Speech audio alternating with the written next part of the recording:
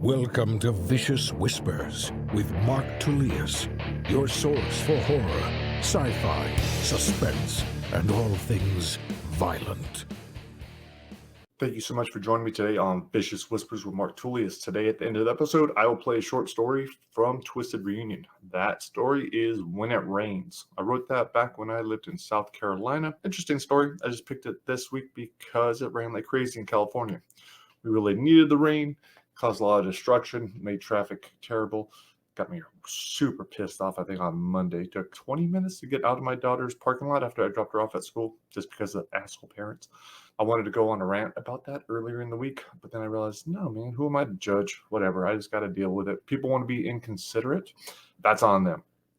So I thought instead I should just send out a thank you to all the parents that do follow the instructions. Like if everyone did what they were supposed to and weren't being selfish and inconsiderate, things would move so much smoother. There wouldn't be any worry about kids getting hit, all that kind of stuff.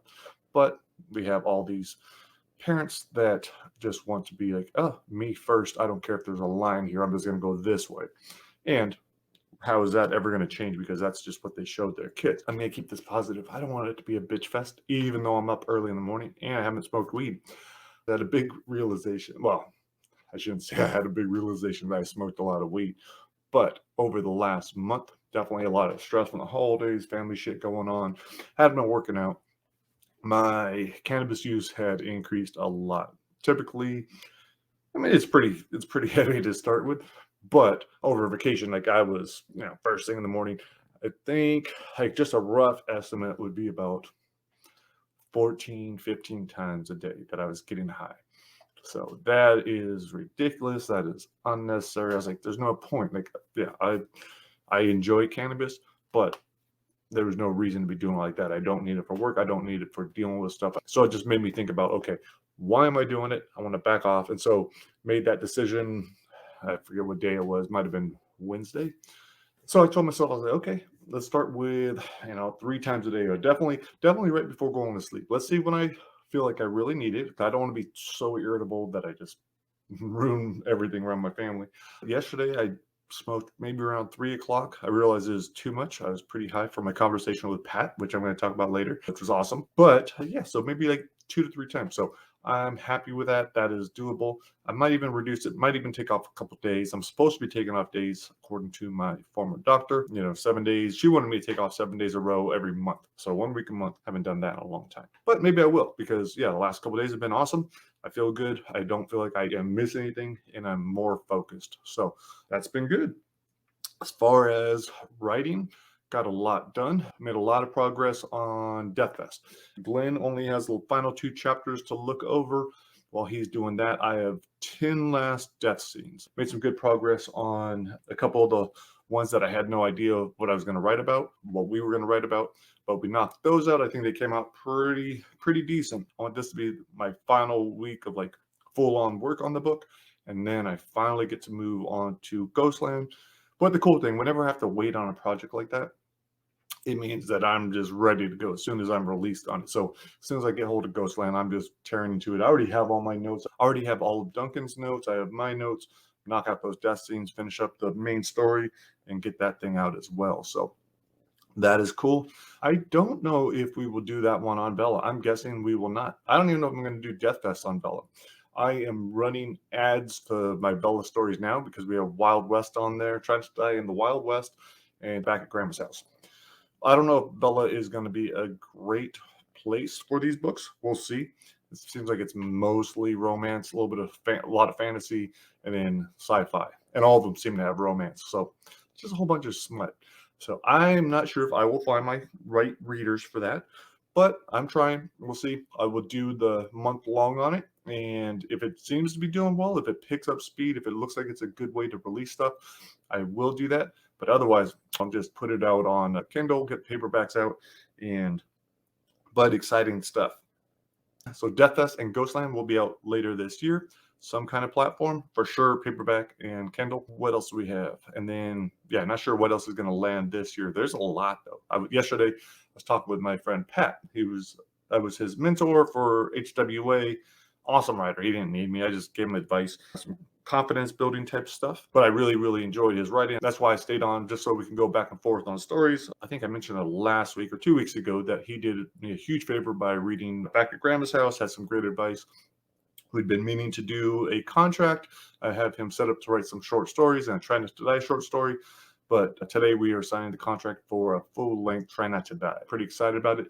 I know it's going to be great. I really enjoy his writing, so it'll be a lot of fun to work with him. Don't know when that will be. He tends to write fast, but he also has a lot of other stuff he's working on. So, and I kept telling him there is no rush. I have all these other books. So, but what I tell my authors, as soon as you get yours done, then we'll just put it into the rotation and all that good stuff. There's more that goes into it, but that's all you really need to know right now. It has felt really good to get back into exercising. So that's definitely helped a ton with my mood. I know I kept saying on the last couple of weeks, I was like, I haven't been doing much, but it's okay. It's okay. It's okay. Well, finally it wasn't okay anymore. So I had to change shit. So I've been forcing myself. For the first day I did it on my own was kind of tough. Usually I don't have a problem doing a yoga video, but like 20 minutes in, I was like, fuck this. And then, but then I started doing some tonal. And the next day I did full 45-minute session, and then the day after that another one plus tonal, plus started doing Oculus. I forget the name of it. It's a boxing workout, full body workout. I think it's Les Mills Body Combat or something. So I finally tried that out. That's a lot of fun. I did it with my son. He loved it. So it's pretty awesome. Good instruction. You're boxing, you're throwing knees, a great workout. I tried to film it on the other day, but my son was in the background without me knowing, twerking, so I'm not going to share that video. And more importantly, I looked like dog shit. In my mind, I looked awesome. I was like, yeah, 50, I'm feeling good, throwing these punches. And when I watched the video, I was like, God damn, it's so slow, out of shape, breathing heavy. No one needs to see that. But I will keep at it. Definitely feeling good. And another reason why I'm doing it is mid-February. I don't have the exact date yet, but 10th Planet Whittier is opening. The lease has been signed. I had nothing to do with this signing the lease. I just know it was signed and that it is going to open. That's under the Black Belt Mike Wilson. Definitely check it out. You can find him on Instagram, 10th Planet Whittier. And I think he's already got pre-sale going up. I plan on doing something down there. Maybe we'll record a podcast down there as soon as all the mats are in and that kind of stuff. I'm excited about it for my family and for the community. I saw what 10th Planet Youth Center, which was in Whittier, did for the community. In Unlocking a Cage, where I went around to all these gyms, I saw what mixed martial arts did for people.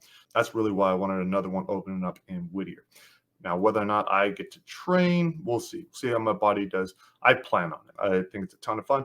Even if it was simply me working with my kids and helping them train, that would be cool too. So that is happening next month. So I need to get my ass in shape. But that's great. That's all I need. A little bit of motivation, right? Don't want to completely get murdered on the mat. Nothing better than that for motivation. Ooh, speaking of Unlocking the Cage, yesterday I put on my Unlocking the Cage rash guard for a video I did on TikTok for Unlocking the Cage because it is free. So the Kindle version is free through the 16th. Check that out if you're into MMA, or if you think MMA sucks and is crazy and you don't get why anyone would do it. It's another good reason to read the book. Or if you just want to see how screwed up I was and how many times I got my ass kicked over the course of my career. And then TBI or CTE will make a lot more sense to you. Like, oh, yeah, that dude did jack himself up pretty good. No wonder his brain's a mess. But pick that shit up on Amazon. If you've already read it, tell your friends. The more people that read it, the better. That's what I'm trying to do, people. So I want to put stuff out for free. I want everyone to read it. I want them to tell their friends. I want their friends to read it. And then tell their friends, and then tell their friends, and then tell their friends. So that's the game plan. Please help me with said game plan. I would appreciate it. The other book that is free is SHT oder CTE. Was zum Teufel stimmt nicht mit mir? That's right. The German version of TBI or CTE is up. That one, I put up a video for that yesterday. It took me a little while to record it. My German is not great, but I have proof I'm still hanging on. On Duolingo, I am first place. I haven't checked this morning. I should still be in first place in the Diamond League, which is the top league, unless Kat caught me, but I don't think so. I was like, this week I'm going to take first. Finally take first in this. Not that it matters, but It's just a little more motivation to do what I'm enjoying. I know learning languages is good for my brain, so that's why I'm messing around with it. Also, I had an interesting conversation with my daughter this week. There was one night where she was really sad about not really having any culture. Most of her friends have traditions and cultures, and we just don't have a lot. And I was telling her, I was like, I think that's one reason why I have been learning German, why I'm very interested in the country and the history. It's like there's a little bit of connection. One of my grandfathers was German, so it's like that's kind of why I probably went into it. Last week I mentioned quickly how much therapy it helped me, like the initial therapy of going when I lived in Vegas. It's probably in my 20s, and the guy told me I was a perfectionist. So that made a huge difference in my life. That's when I started looking for the word should. I would reevaluate that question. Anytime I heard myself use the word should, I would say, do I have to do this? Do I need to do this? Do I want to do this? Like, what word is there? What's the right word that I'm looking for? Because should, there are very few things that you should do, right? That's like wipe your ass after taking a shit. That you should do that, please. Or use a bidet, whatever. So that therapy helped me a ton, but I didn't talk about all the therapy that helped me in when I was going through TBI or CTE. And after that, it did marriage counseling on top of that because life gets hard. So I tell people all the time, go to therapy. I probably am going to go. It's tough. At the start of the week, before I had my like big realization, realized I was smoking all the weed and just way too stressed out. I wrote down, I was like, okay, let's find a therapist. Let's go back to therapy. Then I realized I could just go back to the therapist that I talked to in TBI or CTE. He already has a really good understanding of who I am, what my issues are. He'll be able to evaluate me from where I was when he last saw me to where I am now. So I think that's probably what I'm going to do. I have that written down. I just need to make the appointment. So, but again, there's absolutely no shame in saying, yeah, I'm going to go talk to a therapist. I want to learn some new coping techniques. I realize I'm not dealing with stress in the manner that I want to. So I got to figure out some shit. Now, I could do it on my own. And after I was working out with George again and feeling better, I was like, oh, I don't need it. I was going to say, I don't need to go talk to someone. I got my buddy now. I could do my lifting. I'm good. It's like, but those issues are still there. So, and even with jiu-jitsu, I think that happens a lot too, or mixed martial arts. You forget about your problems. You're so fucking tired. It's awesome to go to these things, but you're not dealing with what's really happening, what the real issue is. So that's one reason why I think I will still be going. I will let you guys know if I do. I will not share my conversations with him unless there's something super funny, but I will keep you guys informed on my mental health status. All right, guys, it is early in the morning and I still need to edit this, put it up, write a newsletter, take my daughter to school, and then write 10 death scenes for Dethfest. Should be an awesome day. I hope you guys have an incredible one as well. Let's go out on this story from Twisted Reunion. This is When It Rains, narrated by Tee Quillin. Hope you guys have an amazing week, and I will talk to you later.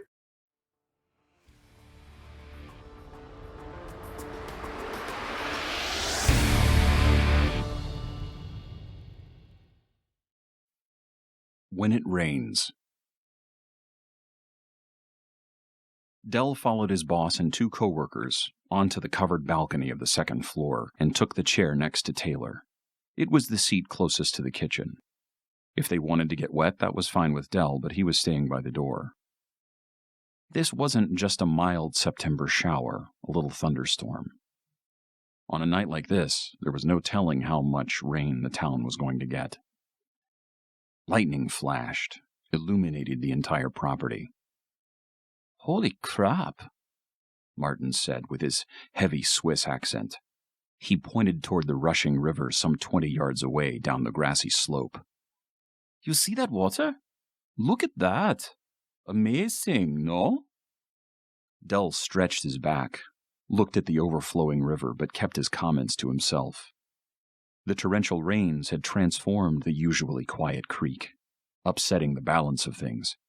Martin clearly wanted someone to agree with him, tell him it was a beautiful sight, but Dell figured he'd leave that to the other ass-kissers who'd say the grass was orange and pumpkins were green if their boss said it was so. Martin must have noticed Dell's indifference, because he was quick to ask, "Does this happen all the time?" The crazy weather like this? Taylor took a swig of his fruity drink. He looked like a clown with his flashy jewelry and trendy clothes. Maybe he fit in Hollywood, but if he ever ordered that in one of the local bars, he'd be laughed out of town. Taylor wiped his mouth and asked Dell, "Yeah, what the hell's up with this place? It was nice as shit earlier today, all warm and sunny like L.A. Dell was tempted to mention the gray clouds that had been on the horizon all afternoon, but thought better of it. Instead, he took a chug of his Bud Light and said, "The only difference was the lack of smog, huh? Remember just last week you couldn't stop raving about how great the clean air was?" Taylor didn't look away from the storm. "Yeah, too bad the frickin' pollen count's sky high. I've never sneezed so much in my life." "Seriously, Dell?" Martin asked in his slightly mixed-up English. "The weather gets horrible all the time, no? Yes?" "Over in Ashford and sometimes in Heaven, they get downpours like this, but not so much down here. Every once in a while it'll come down real hard like this, but it's usually just quick showers." Billy, who'd been unusually quiet most of the night, chuckled and polished off the rest of his Jack and Coke. "Heaven. I can't believe you guys call the town Heaven." He hawked a wad of phlegm into his empty plastic cup and tossed it onto the floor a few inches from Taylor's feet. "There's a goddamn church on every corner and one in between them." "And what the hell's up with not being able to get booze on Sundays?" Taylor asked. "Yeah, I thought the whole wine being blood bullshit made alcohol okay," Billy said, disgust dripping like the raindrops falling off the railing. Another lightning bolt lit up the sky. Dell inched his chair toward the kitchen just in case the next one found its way onto the balcony. "People out here like to pray. Most of them got good reasons." Instead of letting it go, Billy continued. "The whole God thing's bullshit, if you ask me." Martin said, "Maybe you shouldn't be so quick to say such things. Who do you think makes the rain?" Billy pushed out of his seat and headed toward Dell, who scooted his chair out of the way as the muscle-bound bully stomped into the kitchen, mumbling under his breath. Taylor took a sip of his drink. "What the fuck's that guy's problem?" "Was he never an altar boy?" Martin asked, seemingly surprised when everyone burst into laughter. Billy stumbled back onto the balcony, a fresh drink in his hand. "What the hell's so funny?" "It was nothing," Taylor said. "Just chill." "This shit's miserable. You know how dirty the Escalade's gonna be tomorrow. We live on a goddamn dirt road." Another burst of lightning exploded above them. Taylor pointed to the driveway below. "You might want to move it, Billy. If the water keeps rising, you're going to need to get it detailed. I mean, your rims are going to be a mess." Billy pulled the keys from his pocket and turned to Dell. "Go throw it in the garage for me." "I'm not going out there." "Were you afraid of a little rain?" "No, I'm just not going out there." "Come on." Billy took another drink. "Earn your keep, man. You don't pay rent." "Yeah, and neither do you. Plus, I'm only here during the week." "What if I turn on the outside lights for you? Maybe Taylor can hold your hand." Dell wanted to tell Billy where he could go. Instead, he shook his head and sat back, stared out into the darkness. Billy stuffed the keys back into his pocket. "Fine. No big deal," he told the group, although his tone said it was. "I can afford to get it washed." The storm picked up, the rain slapping against the side of the house. Martin got out of his chair and asked everyone to scoot over. For someone who claimed to be an outdoorsman, he sure didn't like to get wet. "It ain't gonna melt you none," Taylor said before quickly changing the subject. "So, guys," he said, "are we gonna head out or what? I need to get laid." "You want to go now?" Dell asked. Taylor said, "Hell yeah! Tonight's college night down at Frank's. The chicks can't hold their booze." "There's nothing going on down anywhere," Dell said. "Not in this weather." "Stop being such a pussy," Billy said. You go ahead and go out there. I ain't going. Billy finished his drink and dropped his empty cup next to the first one.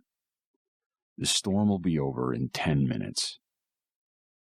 I bet my house it won't. Shit. It ain't a house, Dell, if you can drive it over here and drop it off in my driveway. Taylor snickered and then quickly told Billy, That's not funny, dude. You laughed. I was thinking about something else. Don't pay any attention to him, Dell. Dell cracked his thumb, pictured the gun in his nightstand drawer. I never do. Billy leaned forward in his chair and turned toward Dell. What's your problem with me, country boy? You jealous, or what? Dell was afraid of what he might say if he opened his mouth. Martin attempted to break the tension and suggested, Now, fellas. Let's be quiet and enjoy this. I'm going to head in, Dell said as he rose from his chair. Gotta get up early. He reached for the kitchen door and was turning the knob when lightning flashed. Taylor yelled and nearly fell out of his chair. What's your problem, Taylor? Billy asked. Did you guys see that? Taylor stammered, pointing toward the river. Holy shit, did you see it? See what? Billy asked, sounding bored. Look! Down there in the shadows! Dell peered into the darkness. He couldn't see anything, but he was afraid he knew what Taylor had seen. Straining to keep the fear from his voice, he asked, What did it look like? Leave the little girl alone, Billy said. He got spooked by a deer or some shit. Taylor got to his feet and backed into the wall. That was no deer. Keep looking down there. I'm not fucking around. Something's out there. Martin was starting to say that he couldn't see anything when lightning struck again. No one said a word, but they all saw it. Billy got closer to the edge of the balcony and stared into the black of the backyard. Martin turned to Dell and asked him what in the hell that thing was. A lurker, Dell said. Suddenly, Dell became the center of attention. Bombarded with questions, Dell tried to explain without sounding scared. I've never seen one before, but that's what it's got to be. You knew about these things? Billy shouted. I told you these things were here, but y'all didn't listen to me. Never do. Martin nearly shrieked. What do we do? Who do we call? It's all right, Dell said, trying to calm everyone down, including himself. Just leave it alone, and it'll leave us alone. Let's go inside. I don't think it likes to be watched. Billy returned to his chair. Screw that. I'm going to sit right here and watch where it goes. I'm not letting it sneak around until it finds a way in the house. Hell no, I'm not. Martin ran into the kitchen to get the phone. Dell told the other two, I said you guys were crazy for living close to the river. No one with any sense has a house near the river. Electricity ripped through the darkness. The yellowish creature, looking like a man-sized lump of Play-Doh covered in mud and algae, slowly climbed the embankment, the rising river at its feet. It's getting closer, Taylor shouted. You didn't say shit about those things. I said there were probably lurkers in the river. That's why I said not to go down there. I thought it meant a fucking raccoon or skunk or some shit. Yeah, Billy agreed. Or some crazy fish thing. Martin ran back out onto the balcony, cell phone in his hand. No signal. Everyone else checked their own. Not a single bar.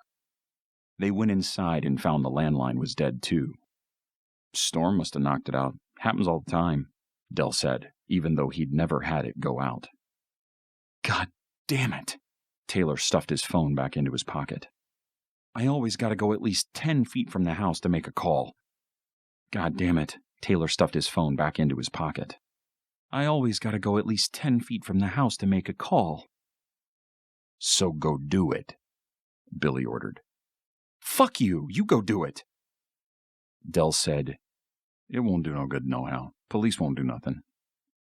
Why the hell not? Taylor shouted. There's a monster down there.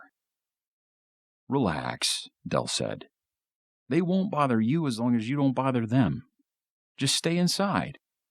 Del had no idea if this was true or not, but he'd heard it at the grocery store last week from two good old boys picking up a carton of chum. Absolutely, Martin said. We stay inside. And lock every door and window, Billy said. Del smiled, enjoying that the oh-so-smart city boys were finally paying heed to what he said. Just to be safe, Del said, and walked through the kitchen. Where are you going? Martin asked as a thunderclap shook the house. To my room? He could tell they were impressed by his couldn't-care-less attitude, and he wasn't about to blow it by telling them he was going for his Glock. If the stories were true, the lurker wouldn't go down easily. The good old boys said they'd seen one take 3 rounds in the chest and still get away. Del paused to flip on the light before descending the staircase. He hurried down and headed for his room, disappointed at himself for being frightened. Nothing was in the house. The lurker could rummage around the river until it found a dog or a cat or some unfortunate creature, and then it would return to its home in the Canton Caves. After entering his room and pulling his .357 out from under the mattress, Del stretched out on his bed and waited. Listened to the raging storm. Twice he thought the loud bang outside his bedroom window might have been something other than thunder, but he reassured himself it was nothing but his nerves. Lurkers wouldn't try to get in a house, especially a locked one with 4 men inside. Del studied the window, wondering if he should pull down the shade. He decided not to, figured he'd want to know if a monster was on the side of the glass. He wouldn't shoot it unless it attacked, but if it did, he was going to put a hole in that son of a bitch's head. Someone upstairs shouted. It sounded like Billy. A moment later, everyone yelled. Del jumped off his bed and ran for the staircase. Bounding up the stairs 2 at a time, he reached the top and rushed through the kitchen, chambering around, afraid of what he would find on the balcony. Before he lost his nerve, he kicked open the door and took aim. He lowered the gun when he realized the 3 idiots were cheering. Billy held a bow. A quiver of arrows rested at his feet. He got him, Taylor shouted. He got that motherfucker. Right in the goddamned eye, Billy said with his voice full of giddy pride. Martin smiled and clapped Billy on the back. One heck of a shot is this guy. Another flash of lightning. Del looked beyond the balcony and spotted the lurker lying flat on its back. The blue bolt of an arrow pointing toward the sky. He turned to the 3 men. Why? Why'd you do that? I told you to leave them be. He was coming for the house, Taylor said defensively. Del didn't want to admit it, but the lurker was only 15 yards from the house, its body illuminated by the light from the window of the back door. You still shouldn't have done that. Thunder rocked the house and the skies opened, doubling the deluge. A muddy stream lapped at the dead lurker's webbed foot. If the storm didn't let up, there'd be flooding in the house within minutes. Another one, Taylor shouted, pointing just beyond the slain creature. Del followed the direction of Taylor's trembling hand, straining to see through the sheet of pounding rain. A shapeless yellow figure was emerging from the roaring river, extending an arm toward its dead brethren. Billy knocked an arrow and told Taylor to get out of his way. Taylor did, and Billy took aim. Before Billy could shoot, Del grabbed hold of the arrow. Don't do it! Look at it! Billy yelled. His arms trembled as he tried to keep the bow taut. Let me shoot!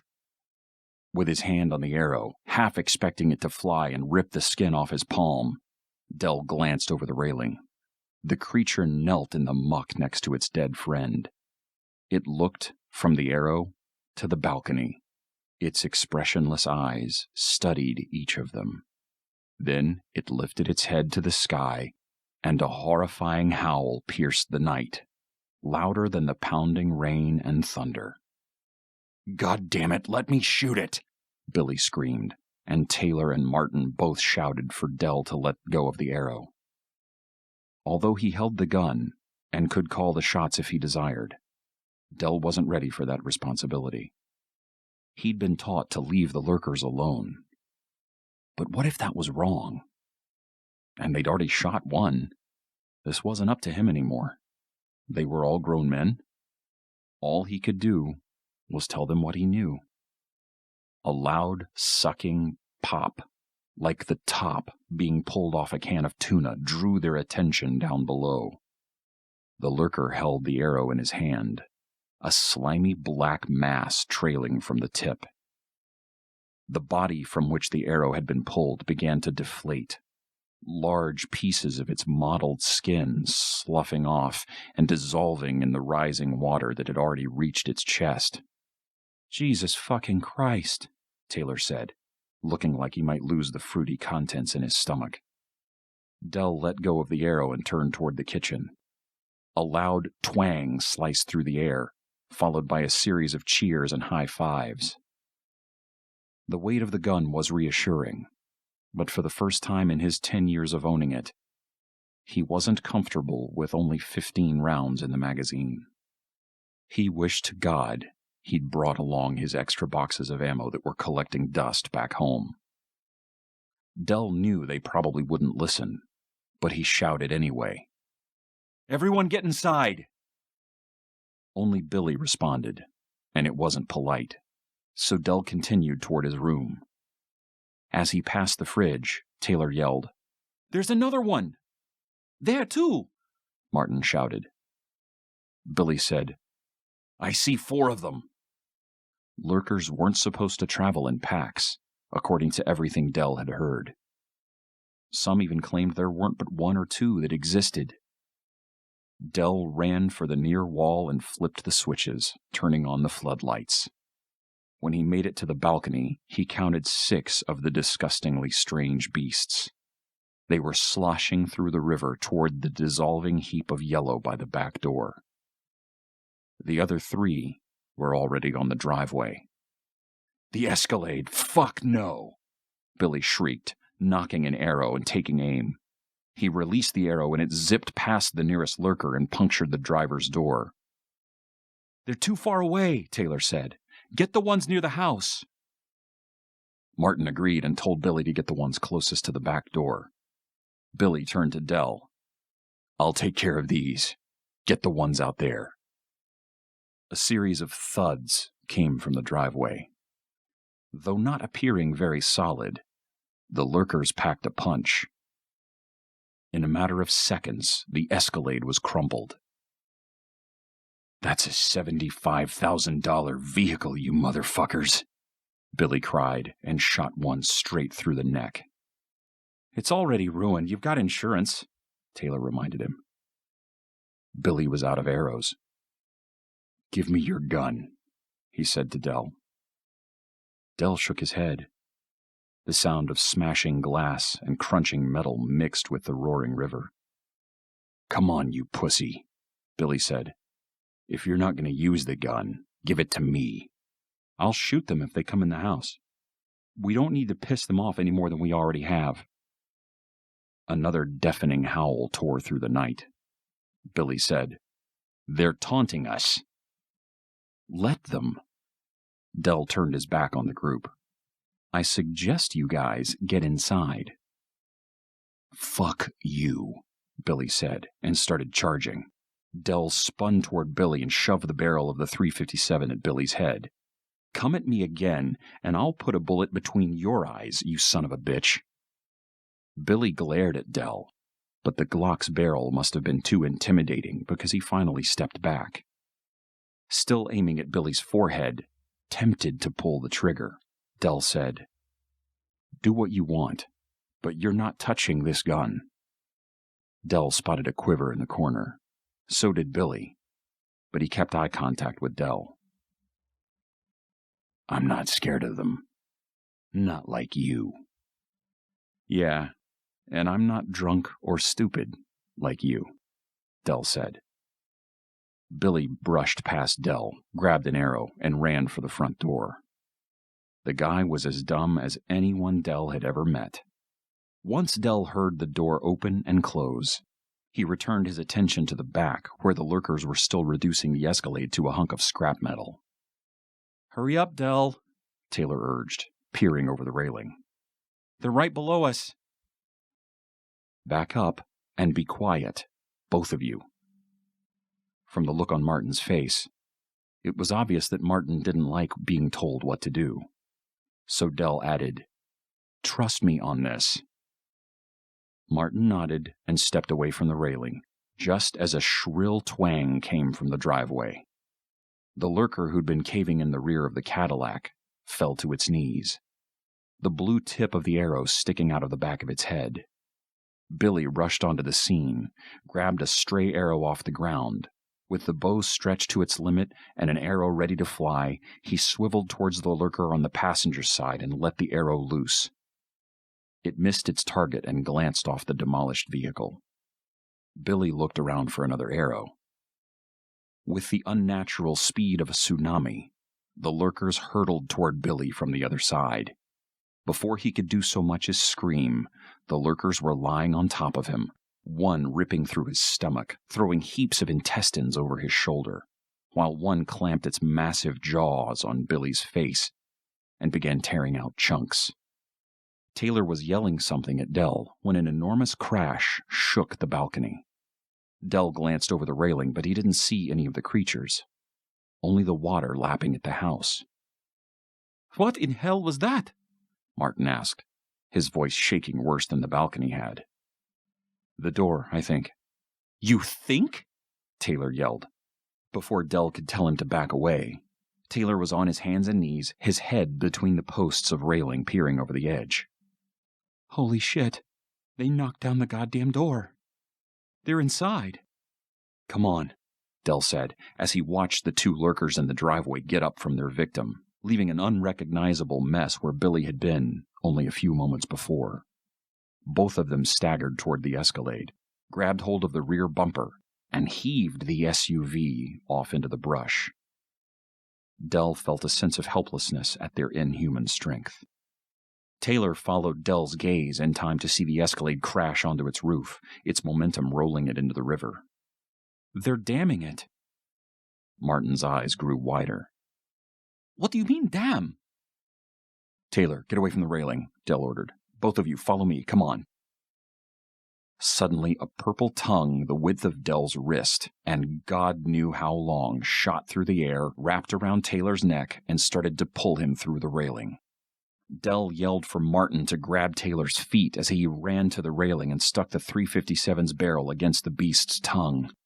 Taylor gurgled as he tried to pull away from the tongue with the gun just inches from his face. Realizing he had to risk damaging Taylor's hearing in order to save his life, Dell pulled the trigger. The tongue blew apart, spattering the side of Taylor's face. Martin yanked Taylor back and helped him tear at the dissolving tissue still wrapped around his neck, clumps plopping on the ground. Dell held the kitchen door open for them. "Inside, now!" This time there was no hesitation. Martin brushed by Dell. Taylor cried out. He had been right behind Martin, but now he was reeling backward. One grotesque tongue gripping his left ankle, another latched onto his right bicep. Dell reached for Taylor's outstretched hand, but he wasn't fast enough. Dell heard a sickening snap as Taylor's lower back smashed into the railing, the agony on his face indicating that it was his back that had broken, not the wooden railing.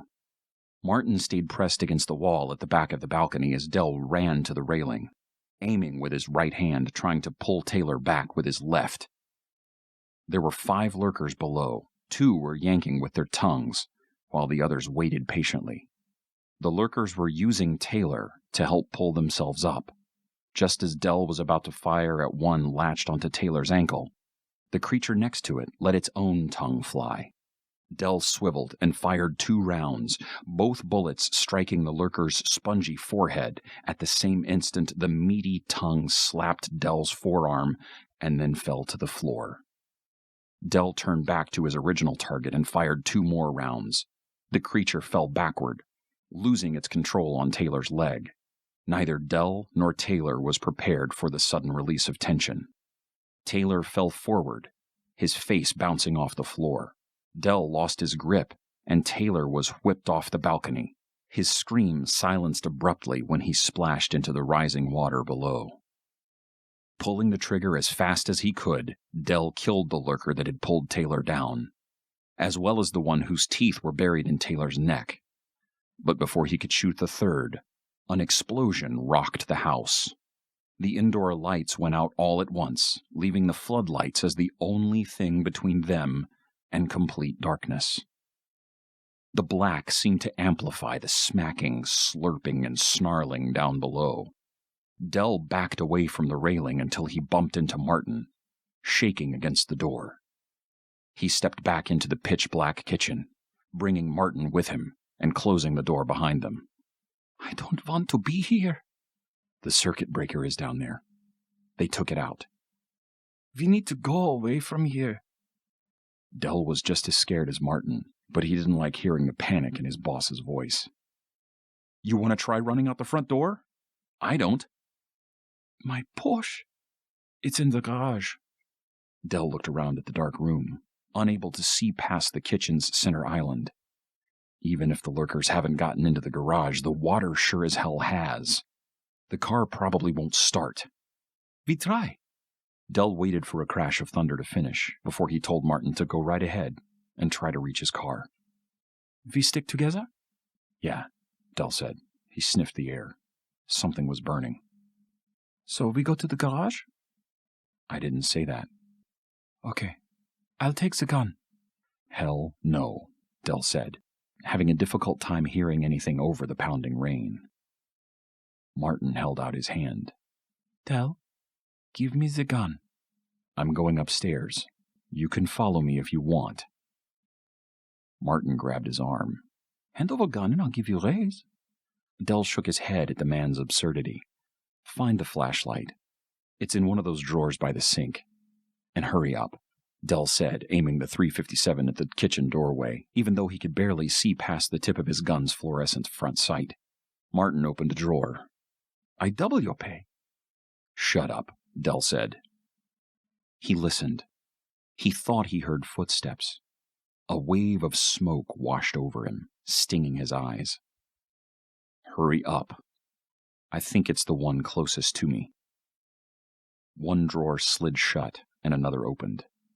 "Here it is," Martin said as he clicked the light on. Dell's heart caught in his throat as the lurker's bloated face appeared less than 2 yards in front of him. He pulled the trigger 3 times, erasing its twisted smile. Martin gasped, and the flashlight clattered to the floor, its beam shooting past Dell's feet. He spun toward Martin, taking aim at the lurker holding his boss. The monster's arm covered the man's entire face. Before Dell could get off a shot, he heard the sound of a tongue being launched from the far corner. Dell ducked, crawled around the island. A cabinet door shattered. Dell fired 3 rounds where he thought the lurker was. It sounded as if 2 bodies fell to the floor. One was definitely Martin. Dell heard his gurgled plea for help.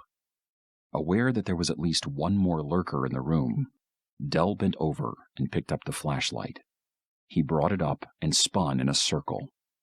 A gang of yellow creatures surrounded him, and a dozen yellow-black eyes glistened in the dim light. Dell had 3 rounds left in the Glock. Not enough to kill them all.